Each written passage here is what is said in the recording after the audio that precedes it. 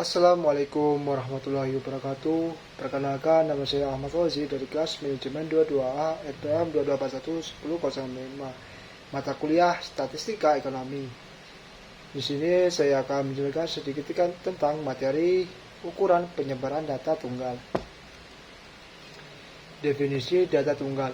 Data tunggal dalam statistika merujuk pada suatu set data yang terdiri dari observasi atau pengukuran tunggal dari sebuah variabel atau kualitas tertentu.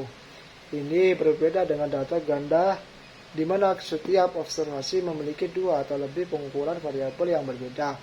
Dalam konteks data tunggal, setiap pengukuran atau observasi biasanya terkait dengan satu variabel tunggal. Contoh data tunggal. Yang pertama, skor tes siswa dalam satu mata pelajaran. Yang kedua, umur individu dalam sebuah populasi. Yang ketiga, berat badan seekor hewan pelihara tertentu. Yang keempat, jumlah penduduk dalam suatu kota pada suatu tahun tertentu. Yang kelima, waktu yang diperlukan untuk menyelesaikan suatu tugas. Data tunggal digunakan untuk menganalisis dan memahami karakteristik sebaran dan statistik terkait dengan variabel tunggal tersebut seperti rata-rata, median, modus, varians, deviasi standar, serta ukuran penyebaran lainnya yang memungkinkan kita untuk menggambarkan informasi yang relevan dan membuat kesimpulan berdasarkan data tersebut. Selanjutnya yaitu mengapa ukuran penyebaran penting. Ukuran penyebaran data adalah elemen penting dalam statistika dan analisis data karena memberikan pemahaman tentang sebaran variabel dalam suatu kumpulan data. Berikut adalah alasan mengapa ukuran penyebaran penting. Yang pertama, mengukur keragaman. Ukuran penyebaran membantu kita memahami sejauh mana data tersebar. Data yang lebih tersebar memiliki ukuran penyebaran yang lebih tinggi, sementara data yang lebih terkumpul memiliki ukuran penyebaran yang lebih rendah. Ini penting karena keragaman dalam data dapat memiliki implikasi yang berbeda. Yang kedua, pemilihan statistik yang tepat. Ukuran penyebaran membantu dalam memilih statistik yang tepat untuk mewakili data. Misalnya, jika data sangat tersebar, deviasi standar atau simpanan kuartil mungkin lebih relevan daripada rata-rata. Pemilihan yang tepat dari ukuran penyebaran bergantung pada tujuan dan analisis. Yang ketiga, perbandingan data. Dengan ukuran penyebaran kita dapat membandingkan tingkat variasi antara dua set data atau lebih. Ini berguna dalam penelitian ilmiah, ekonomi, analisis bisnis, dan banyak bidang lainnya. Data dengan sebaran yang berbeda dapat memberikan wawasan yang berbeda. Yang keempat, identifikasi outliers. Ukuran penyebaran membantu dalam mengidentifikasi data ekstrem atau outliers. Outliers adalah data yang jauh dari nilai rata-rata dan dapat menjadi perhatian khusus karena mereka dapat mempengaruhi hasil analisis. Pemahaman yang baik tentang ukuran penyebaran memungkinkan kita untuk membuat keputusan yang lebih baik, menganalisis data dengan lebih akurat, dan menginterpretasikan hasil analisis data dengan lebih mendalam. Ukuran penyebaran juga merupakan komponen penting dalam pemahaman statistika dalam berbagai bidang ilmu.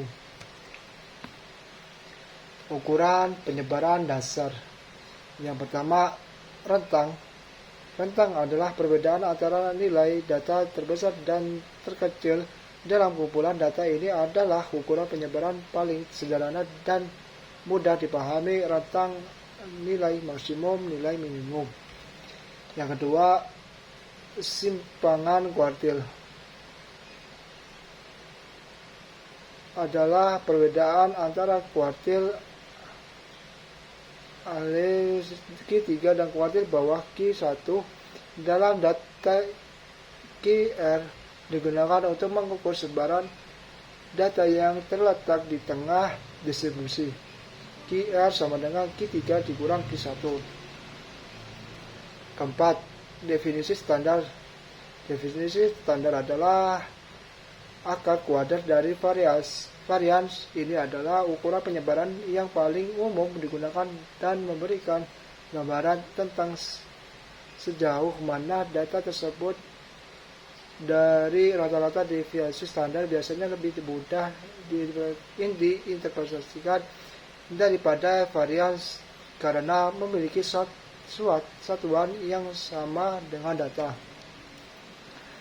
Kelebihan dan kekurangan masing-masing ukuran. Yang pertama, rentang. Kelebihan sederhana dan mudah dimengerti, menyediakan gambaran cepat tentang variasi data. Kekurangannya adalah rentang sangat sensitif terhadap outlines dan tidak memberikan informasi rinci tentang sebaran data di luar nilai maksimum dan minimum. Yang kedua, simpangan kuartil IQR.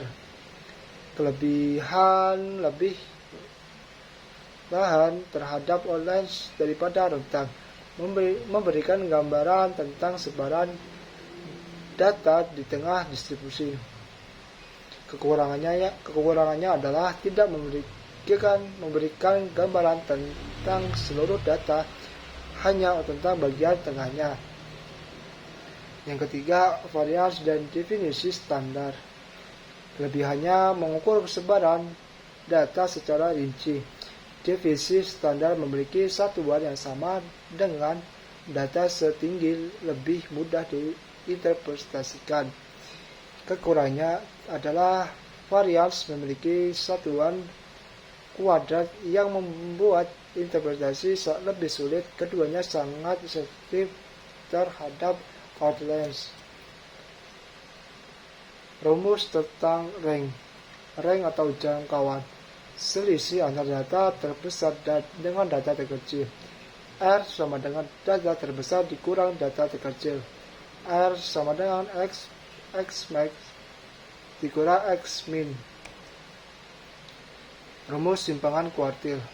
Rumus simpangan kuartil adalah Q/D sama dengan 1/2 Q3 dikurang Q1. Keterangannya, Q/D simpangan kuartil, Q3 kuartil atas, Q1 kuartil bawah. Rumus varians data tunggal. Rumus sampel. S pangkat 2 varian sampel.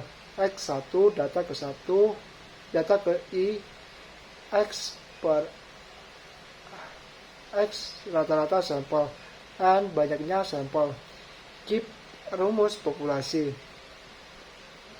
Q pangkat 2 varians populasi, X1 data ke 1, U rata-rata populasi, N banyaknya populasi. Rumus deviasi standar. Rumus standar deviasi.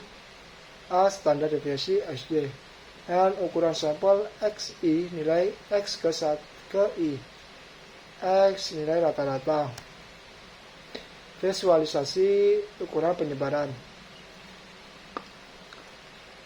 Visualisasi ukuran penyebaran adalah cara efektif untuk menggambarkan sebaran data dalam bentuk grafis.